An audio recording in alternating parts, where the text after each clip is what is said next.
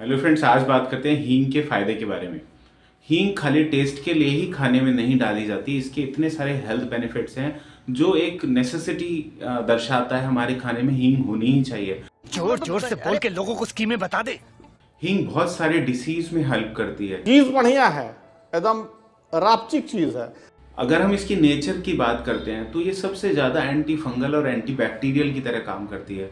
तो इसीलिए ये हमारे खाने में जो भी कुछ ऐसे बैक्टीरिया आ गए होते हैं उनको डैमेज करके न्यूट्रलाइज करने में हेल्प करती है। इसीलिए हर खाने में हींग डाली ही जाती है।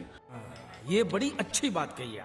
अगर हींग की हेल्थ की बात करते हैं, किस किस हेल्थ कंडीशन में हमें हींग लेनी चाहिए, तो वैसे तो ये बहुत सारी बीमारियों में काम करती है। बट डाइजेशन से रिलेटेड कोई भी इशू अगर चल रहा है, आपको गैस फॉर्मेशन बहुत ज़्यादा हो रहा है, खाना इजी डाइजेस्ट नहीं होता है और पुअर डाइजेशन है, या खाने के बाद बहुत हैवीनेस होती है, तो ऐसे में खाने में तो हम हींग डालते ही हैं। बट आप अलग से भी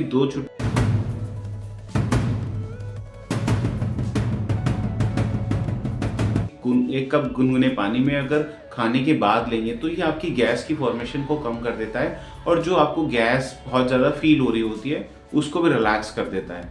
काम की चीजें जो अगर आपका डाइजेशन बहुत पुअर है, आपको भूख ठीक से नहीं लगती है, तो ऐसे में आपको एक कप पानी में 2 चुटकी हींग हल्की सी घोल लेनी है गर्म, जैसे गुनगुने पानी में, और खाना खाने से आधा घंटा पहले अगर आप ये लेंगे तो ये लीवर के एंजाइम की, लीवर के बाइल की एक्टिविटी को बढ़ा देती है, मतलब उसके सिक्रेशन को बढ़ा देती है, जो हमारे डाइजेशन को अच्छा कर देता है। तो आपको ये ट्राई करना चाहिए। मैं तो कुछ और ही समझ रहा था। लीवर हार्ट हेल्थ में अच्छा इम्पैक्ट दिखाती है क्योंकि ये ब्लड वेसल को डायलेट कर देती है, जिसकी वजह से हाई बीपी में अच्छा रोल प्ले करती है।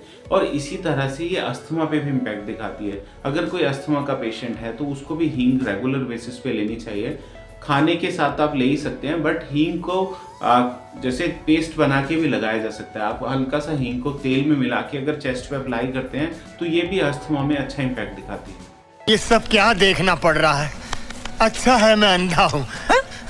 हींग में बहुत सारे एंटीऑक्सीडेंट होते हैं जो बहुत सारी बीमारियों से शरीर को मुक्त करते हैं, और इसीलिए बहुत सारे कैंसर से, बहुत सारे अदर डिसीज के कॉम्प्लिकेशन से बचाती है। मान लीजिए डायबिटीज़ हो जाती है तो उसकी वजह से भी जो कॉम्प्लिकेशन आते हैं, बॉडी में टॉक्सिसिटी का एक्यूमुलेशन होता है, हींग उसको भी हेल्प करके शरीर से उस टॉक्सिसिटी को बाहर निकालती है।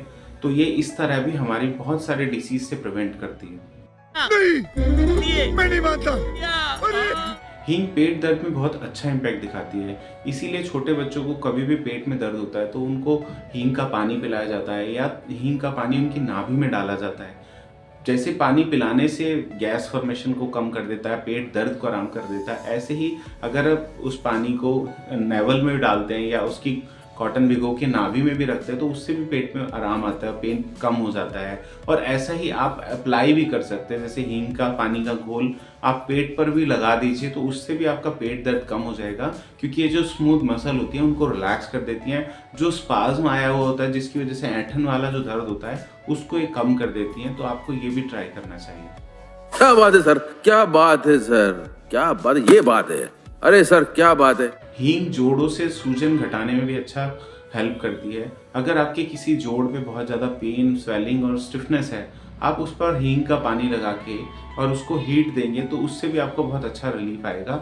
आप ये भी कर सकते हैं। और बहुत बार लोग बोलते हैं कि हमारे को वायु रोग हो रहा है, वात रोग हो रहे हैं, जोड़ों के दर्द हो रहे हैं, तो ऐसे में भी हींग अच्छा इम्पैक्ट दिखाती है। तो आप थोड़ा सा 1 कप पानी में 1 चुटकी हींग डाल के दिन में 2 बार लीजिए भी, और लोकल अप्लाई में भी आप हींग के पानी का घोल बना के उस जोड़ पे लगाइए, उससे भी आपके जोड़ की सूजन और दर्द कम होगा। खत्म, bye bye, tata, good bye, गया।